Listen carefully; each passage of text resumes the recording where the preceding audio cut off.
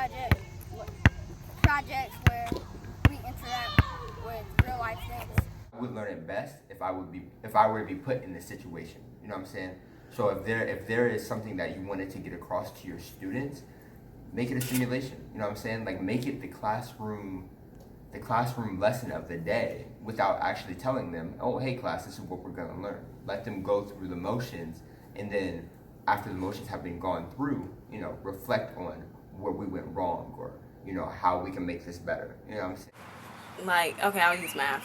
So like for math, I would have more physical work, more so than just teaching off of PowerPoints and slides and stuff, and then tracking to see how the students are adjusting to the work that I'm giving out, or that, I guess if I was a teacher, so yeah, so that makes sense. So how they would adjust to the work and see if they like it, and then being open to changing it or doing maybe some games so that they can learn the work, and really just taking the students' opinions to see how they like to learn. More field trips. I would like hands-on projects. Yeah, a lot of hands-on learning. We bussed in a lot of inner city Columbus kids. We're both from Columbus, but I lived in the suburbs, so we brought in kids to encourage diversity. There were a lot of us, myself included, who didn't get exposure the way that I would have liked to other people's lifestyles. I think that being someone who is from the Black community, we are in a dangerous situation because of the way that we're viewed. Different people from different places are a cool experience. You know what I'm saying? Earlier you are, the more exposure you get. Be around different kinds of people because that shapes your experiences. You know what I'm saying? Like, Show that they care and that they're not just doing it for a paycheck. Tutor, be open to helping students.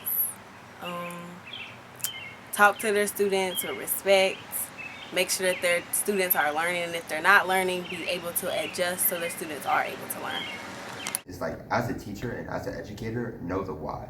You know what I'm saying? Like, don't just go through the curriculum telling me a bunch of facts. You know what I'm saying? If I ask you a question, know why it is that way. Teachers who are invested in both their students and like what they're teaching, like they actually care about the students and their grades, and they also care, like are passionate about what they're teaching them and like want them to actually know it. Like they're not just sitting there and clicking through a PowerPoint and grading their tests. Like they're actually like using different types of techniques each class to like get the things to stick with the students. Like I know I had this teacher in 8th grade, and he was like the most strict, like, he was the hardest teacher I ever had.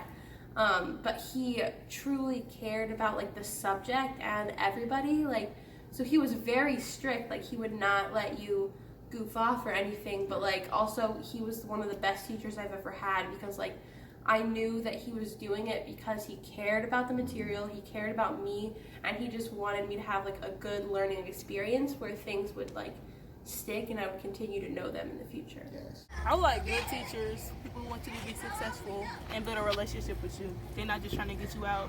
Yeah, nice teachers. Yeah. Yeah. Somebody to understand where they're at in life and to really work with them, you know. You could tell, like, there was some teachers who did care, and the ones who cared were the ones that, like, everybody was just kind of attracted to. And they were the ones who, like, you actually wanted to go to their class. You knew you could ask questions, you knew you was going to get help. I was getting 8th grade worksheets from freshman year to senior year. In reality, the students, like the teachers that are loved best are not the teachers that just give you all kinds of leeway. Right. And so I think like it's important for teachers not to have the mindset like, well, oh, I just want my students to like me, to like make things easy, Right. so I'll let them do whatever they want. I think they need to be, you know, like have like what he was saying with that classroom style with his mom, like, you know, where you're a friend but you're also like strict and making sure they get the material. Because like in reality, those are like all the teachers that I think all of us can say like were our favorite. Absolutely.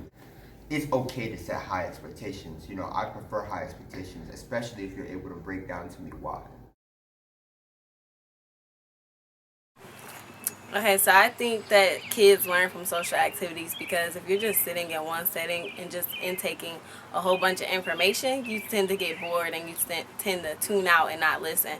So if you're doing social activities where you're socializing with other students or doing hands-on work, you're more able to obtain the information that you're learning. There's a whole lot outside of the classroom that also matters. Nobody really I guess talks about how important social aspects can be. Like they'll say like don't get in with the wrong crowd. You don't want to go down that road because it'll hurt your future academically with careers, but they don't talk about like what else you can get out of friendships and talking to people otherwise. Having a school where we are able to do our work, learn, but also have a fun side too, so maybe like pep rallies and stuff like that, but also having outside activities like maybe some game day. More after school. Yeah, More stuff after school. You've got a lot of like closer relationships because not only are you probably spending time together in school, class, lunch, whatever, you're seeing them during the week after school for practice in some of the worst ways to be together. Like running is horrible, so you're bonding through some of the worst things that you're experiencing. Like even if I was like sick and I had like a sports game that day, I would be like, I want to go to school, like I have to be there, I have to play. Like that always definitely motivated me to go, because like even if I didn't want to go to school, like even if it was just a practice, I was like, I can't miss this for my team. Right. I'm Mallory. I'm a sophomore English major and I'm from Westerville, Ohio. I'm Megan. I'm a sophomore psychology major. I'm from Mason, Ohio, and please donate to this great idea. I'm Elizabeth. I'm a sophomore human rights and sociology major from Baltimore, Maryland. I went to an all-girls Catholic school and I think this is an amazing idea. Please donate. Hi, my name is Elijah Johnson and I'm a mechanical engineering student here at the University of Dayton. I went to an all public school in Columbus and I am completely in love with this idea and this concept, so please give a contribution. Donate to the Dayton School. Hey Lynn, I'm a senior and I like the idea of the school. Please donate. I'm Deja, going to the 9th grade. The Dayton School have a lot to offer. Please donate. I'm Leora. I'm going in the 7th grade. I'm excited to see what the school has planned. Please donate. I'm Kyla. I'm going to be a freshman, and I'm excited about the school vision and what they're going to have, so please donate. I'm Nia. I'm going to the sophomore year. Just donate. One size does not fit all.